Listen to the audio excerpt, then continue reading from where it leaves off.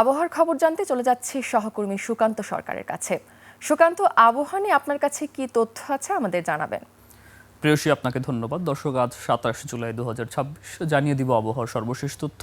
আমরা যেমনটি জেনেছি যে বঙ্গোপসাগরের খুব অদূরে বলা যায় একটি নিম্নচাপ আসলে তৈরি হয়েছে এবং যেটি মৌসুমী বায়ুতে আসলে পরিণত হয়েছে এবং এটি আসলে বলা যায় যে বংলা থেকে আসলে 45 কিলোমিটার দূরে অবস্থান করছে এবং এর প্রভাবে কিন্তু সারা দেশে বলা যায় যে আগামী সময়ে বৃষ্টিপাতের কিন্তু সম্ভাবনার কথা জানানো হয়েছে এবং একই সঙ্গে এই যে নিম্নচাপের কথা বলছি সেটি কিন্তু যার প্রভাবে সারা দেশে বৃষ্টিপাত আমরা লক্ষ্য করব। ঢাকা, চট্টগ্রাম, রাজশাহী, খুলনা, বরিশাল, সিলেট এই সব বিভাগের অধিকাংশ জায়গায় কিন্তু বৃষ্টিপাত আমরা লক্ষ্য করব এবং একই সাথে বলা হয়েছে যে যারা বঙ্গোপসাগরে যে ট্রলার বা যে নৌকাগুলো আসলে মাছ ধরার কাজে থাকে তাদেরকে আসলে ফিরে আসার কথা কিন্তু জানানো হয়েছে এবং একই সঙ্গে পরবর্তী নির্দেশনা না পাওয়া পর্যন্ত এই ট্রলার বা নৌকাগুলোকে আর সাগরে না যেতে বলা হয়েছে।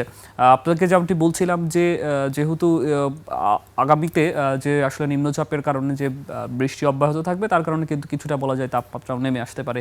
এই মুহূর্তে আমরা একটু যদি লক্ষ্য করি ঢাকা সহ আসলে আশপাশের অঞ্চলে তাপমাত্রা কেমন রয়েছে সেটি যদি আমরা একটু দেখি, এই মুহূর্তে কিন্তু ঢাকায় আমরা আসলে লক্ষ্য করছি 28 ডিগ্রি তাপমাত্রা লক্ষ্য করছি এবং মানিকগঞ্জে তাপমাত্রা একই রকম, সেখানেও 28 ডিগ্রি। গাজীপুরে আমরা দেখতে পাচ্ছি 1 ডিগ্রি বেশি, সেখানে 29 ডিগ্রি এবং টাঙ্গাইলে আমরা দেখতে পাচ্ছি 29 ডিগ্রি এবং সিরাজগঞ্জে 29 ডিগ্রি এবং কিশোরগঞ্জে কিন্তু কিছুটা তাপমাত্রা সেখানে বেশি 30 ডিগ্রি।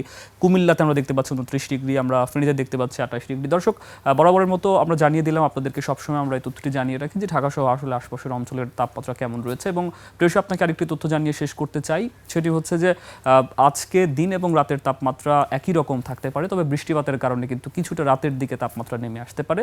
প্রেয়সী, এই ছিল আসলে আবহাওয়া নিয়ে আমার কাছে এখনো পর্যন্ত সর্বশেষ। সুকান্ত, আপনাকে অসংখ্য ধন্যবাদ।